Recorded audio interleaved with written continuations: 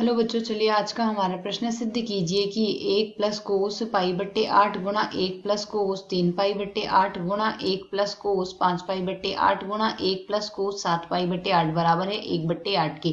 तो यहाँ से इस प्रश्न को करने हेतु हमारे पास यहाँ से हमारी मुख्य अवधारणा कार्य करेगी। मुख्य अवधारणा यहाँ से हम लेंगे कोस पाई माइनस थीटा की। तो कोस पाई माइनस थीटा बराबर हमारे पास लिखा जाता है यहाँ से माइनस का कोस थीटा। तो यदि हम इसी अवधारणा के अनुसार सरल करते हैं तो पहला पद हमें दिया क्या गया है, यह हमें दिया गया है यहाँ से कोस 5 पाई बट्टे 8। तो कोस 5 पाई बट्टे 8 को अगर हम सरल करें तो यह हमारे पास लिखा जा सकता है कोस पाई माइनस का 3 पाई बट्टे 8 के बराबर लिखा जा सकता है, जिसे हम सरल करके लिख सकते हैं माइनस का कोस 3 पाई बट्टे 8। यह हमारे पास यहाँ से बन जाएगा। ठीक इसी प्रकार यदि हम अगले पद को सरल करें कोस 7 पाई बट्टे 8 को, तो कोस 7 पाई बट्टे 8 बराबर क्या लिखा जा सकता है, कोस पाई माइनस का यह आ जाएगा पाई बट्टे 8। कोस पाई माइनस पाई बट्टे 8 लिखा जा सकता है, जिसे यदि हम और सरल करें तो यह आ जाएगा माइनस का कोस पाई बट्टे 8 के।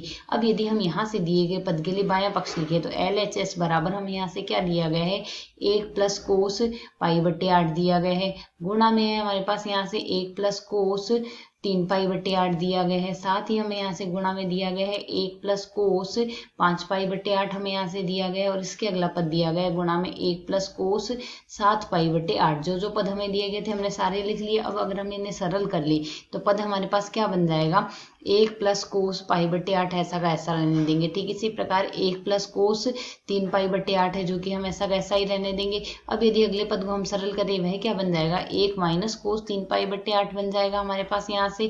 साथ ही उसके अगला पद है हमारे पास 1 माइनस कोस पाई बट्टे 8 बन जाएगा। 7 पाई बट्टे 8 को हमने माइनस का कोस पाई बट्टे 8 लिख दिया है। अब हम जानते हैं a माइनस बी गुणा में यदि हमें a प्लस बी दिया गया हो तो यह हमारे पास बराबर लिखा जाता है a square minus B square के। इसी आधार पर अगर हम बाएं पद को सरल करेंगे तो 1 प्लस कोस पाई बट्टे 8 और 1 माइनस कोस पाई बट्टे 8 लिखा जाएगा। 1 का स्क्वायर अर्थात 1 माइनस कोस स्क्वायर पाई बट्टे 8 आ जाएगा। ठीक इसी प्रकार अगले दोनों पदों को सरल कर ले तो वह आएंगे 1 माइनस कोस स्क्वायर 3 पाई बट्टे 8 के बराबर हमारे पास यह लिखा जाएगा।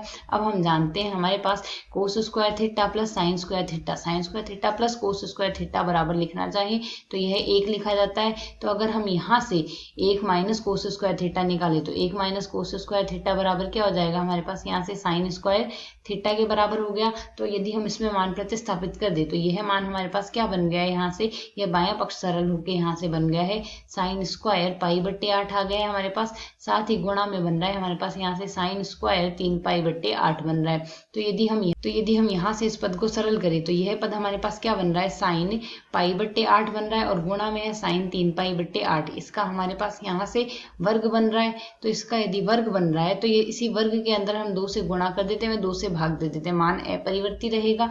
अब हम जानते हैं हमारे पास 2 साइन ए साइन बी बराबर क्या लिखा जा सकता है, 2 साइन ए साइन बी का मान बराबर आता है माइनस का कोस ए प्लस बी आएगा हमारे पास यहाँ से। साथ ही माइनस में आता है हमारे पास कोस ए माइनस बी आता है। तो यदि हम इस आधार पर इसे सरल करें तो मान क्या है, तो यहाँ से हमने जो 2 से भाग दिया है वह 1/4 तो हम बाहर निकाल लेते हैं, वर्ग में है।